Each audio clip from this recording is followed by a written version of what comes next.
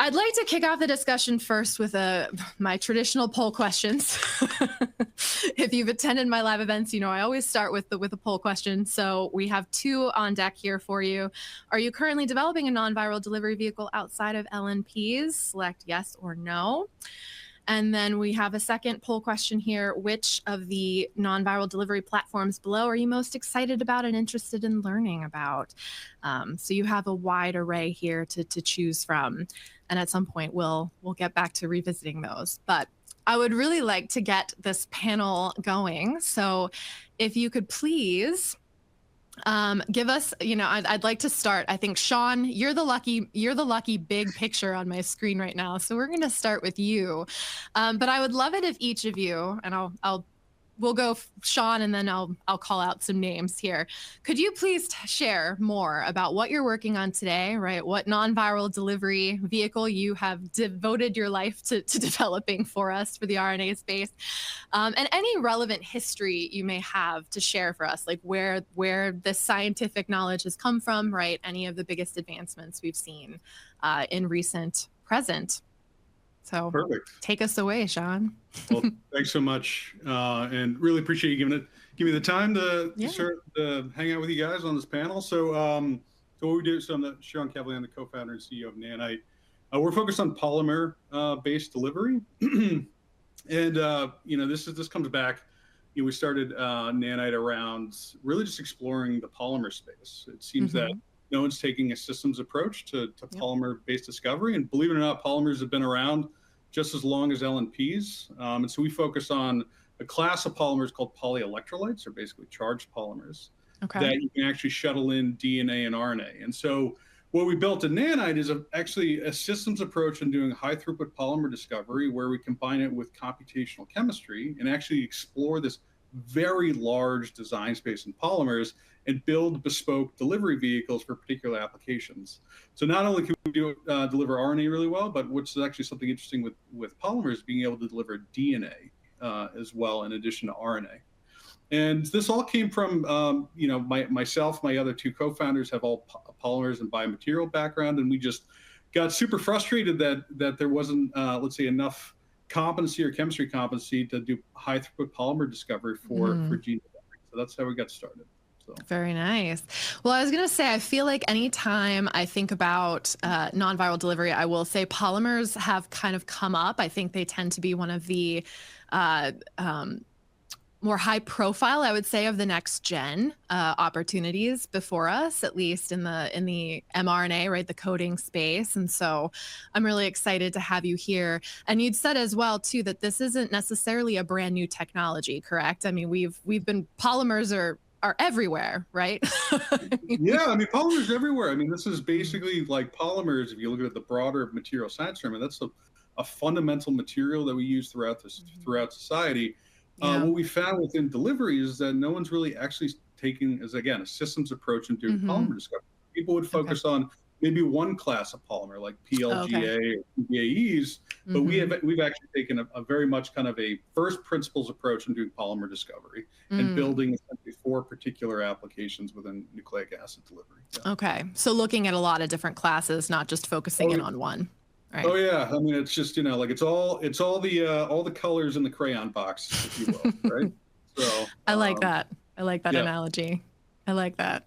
Well, I see Melissa is next in my list to give us her spiel. So Melissa, could you share a little bit more about the work that you're doing at nChroma? What crayons are you are sharpening in this box today? I feel like we're just gonna have like coloring metaphors throughout now. Sean, you kicked us off.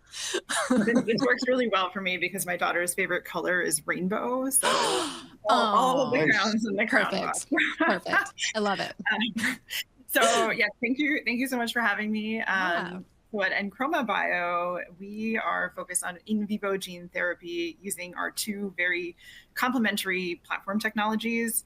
So we have an epigenetic editing platform technology that allows for us to durably and potently silence targeted genes within the genome without cutting or nicking the DNA. And for that technology, our lead program is called Chroma 1001, and it is specifically being developed for hepatitis B.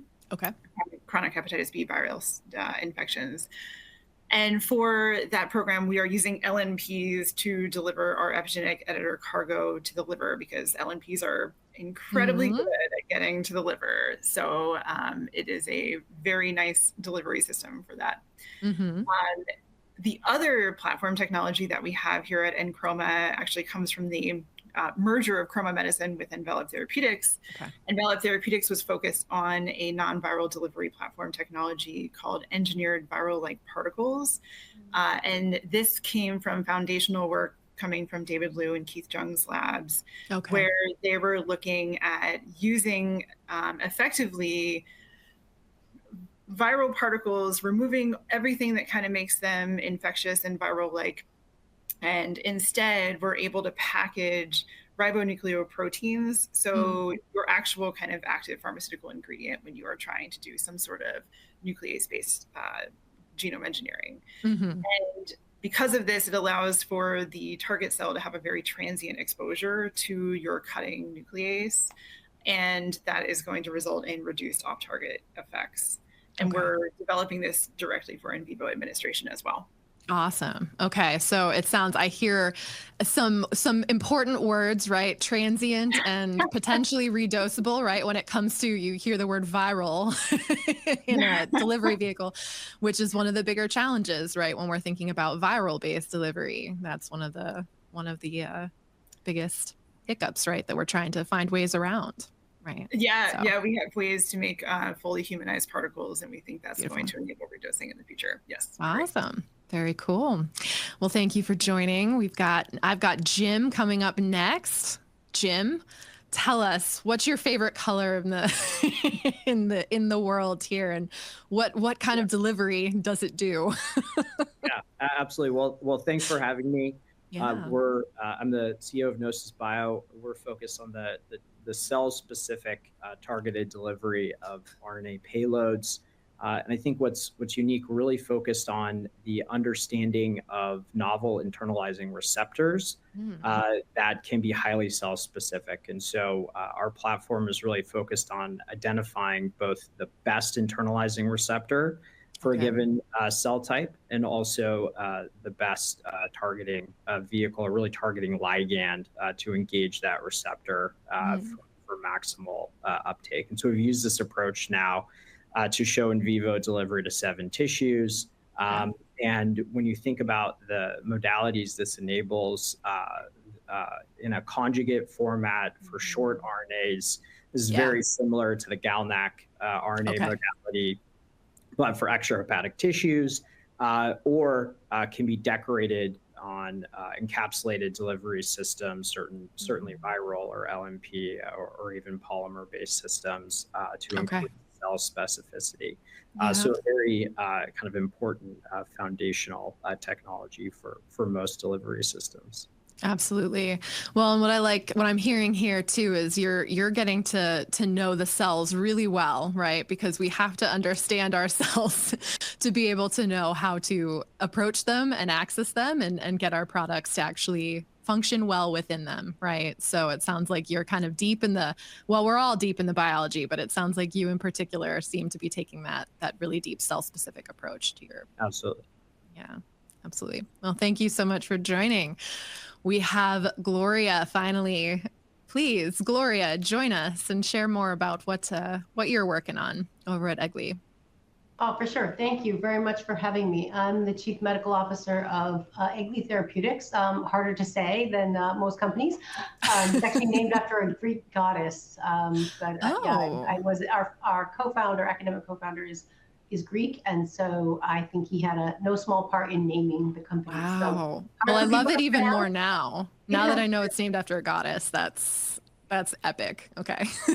Thank you. Well, so we're taking a bit of a different approach. So we work with extracellular vesicles, which are these small nanometer range particles that are that bleb off of many cell types, probably all cell types that we know of, and they carry cargo from the parent cells. So there are two things that you can do basically in the product development space with these little particles. You can either isolate them from stem cells, specifically mesenchymal stem cells, to have evasion of the immune system, and also carry the tissue regenerative properties and the immune modulating properties, et cetera, of stem cells without losing the cells themselves. So one of the things that worked for decades in the cell space and with mesenchymal stem cells and other cells that are made from them, like cartilage cells, et cetera. And one of the challenges with direct cell therapy is that, well, there's a lot of evidence that there should be efficacy. The residence time of the cells in the area is a bit crippling for really realizing the potential of the cells. And one of the things that was observed by our scientific co-founder as well as others is that it's really the extracellular vesicles, or EVs as we call them, that are responsible for or seem to be responsible for these actions. So they carry all of this cargo. So therein was the beginning of Aegle, where these mesenchymal stem cells were used to produce from donors, were used to produce these EVs, and they are isolated and purified. And we've been using them in indications such as burn. We just completed enrollment of a clinical study in epidermolysis bullosa, which is a horrific rare disease that is a blistering disease and a collagen 7 deficiency. The other way that you can use these vesicles and their subcategories, so they have subcategories of things like exosomes and apoptosis, et cetera, which many people just use the exosome component, is you can actually you can engineer them, right? You can engineer them to be carriers of RNA or things that you want them to carry. So that's why I'm here on the panel is we don't engineer them to deliver nucleic acids. They naturally deliver the nucleic acids from the stem cells, but instead of the residence time being a challenge, they actually fuse with the cell membranes of the host cells, if you will, and they dump their cargo into that cell and start to initiate signaling cascades that allow regenerative. So it's kind of a different take. Obviously, it does take some cell manufacturing to get these. It does take some autologous donors. So I think we're talking about later in the panel some of the challenges with that, but really been showing some progress both and in promising results both in our clinical studies as well as there are over 70 companies right now worldwide, most in the US and in Europe, some in Asia, that are developing either extracellular vesicles or the subcategory exosome.